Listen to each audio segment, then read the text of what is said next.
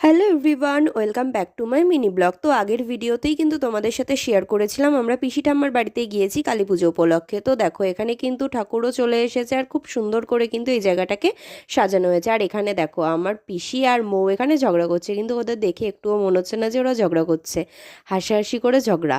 তো তারপরে দেখো আমরা খেয়ে নিলাম কফি, আর এখানে কিন্তু আমি আমার বোনদের সাথে একটু ভিডিও করছিলাম, আর তারপরে আমরা সবাই মিলে বসে পুজো দেখছিলাম। তো ফাইনালি দেখো এখানে কিন্তু আমরা সকলে মিলে বসে আছি, আর এখানে কিন্তু অঞ্জলিও স্টার্ট হয়ে গেছে।